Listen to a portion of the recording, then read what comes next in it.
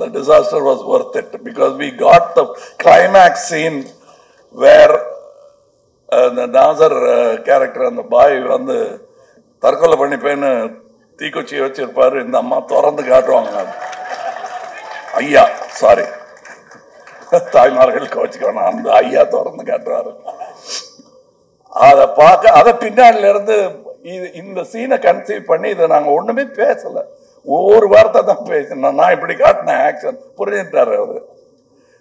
And அந்த அதுக்கு ஒரு பெரிய நாலடியார் போயம் ஒன்று இருக்கு. உணர உணரும் உணர்வுடையாரை புணரும் இன்பம் தெரிய தெரிந்தும் தெரிவிலாதாரை பிரிய பிரியுமாம் நோய். நாம் மோகனோட சேர்ந்ததுக்கான காரணம் முதல் வரி, பல பேரோட சேராததுக்கு காரணம் இரண்டாவது வரி.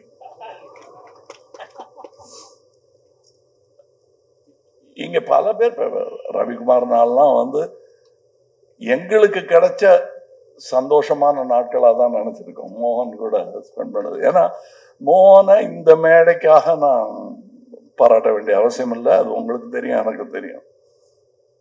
அந்த குவாலிட்டி ஆஃப் அ பர்சன் இருக்கு இல்லையா, அது வந்து அவர் எழுதின டிராமாவை விட பெருசு.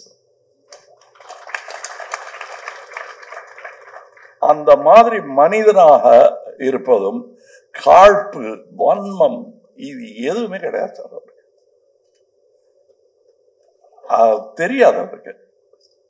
நான் இப்ப சொன்னாங்க இல்லையா, பணம் கொண்டு போய் வீட்டில் தான் கொடுப்பேன்னு. கிரெடிட் கார்டு வச்சுட்டீங்களா? இப்போ இல்லை, இன்னி வரல கிரெடிட் கார்டு கிடையாது இந்த குடும்பத்துக்கே. they are not plastic, they are real stuff.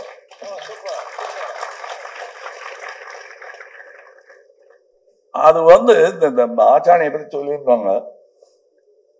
அவர் யாருங்கிறத நான் சொல்லி ஆகணும்.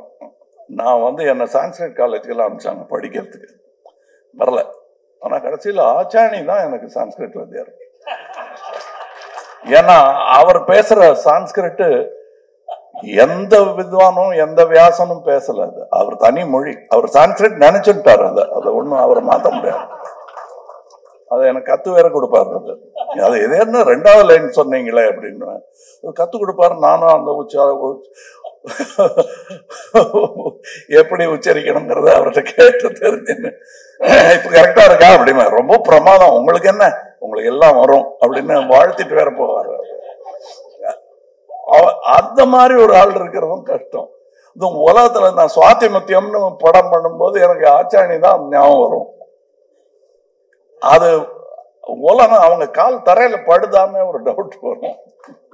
அப்படியே மிதந்துட்டு இருக்காங்க, நம்ம எல்லாம் ஜஸ்ட் பாசிங் பைங்கிற மாதிரி இருக்கும்.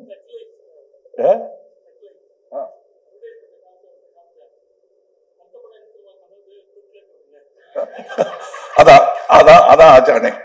அடுத்த படம் துக்ளக்குன்னு ஒண்ணு நடிக்கிறாரு, ஷோ புரண்டு படுத்திருப்பாரு அங்க.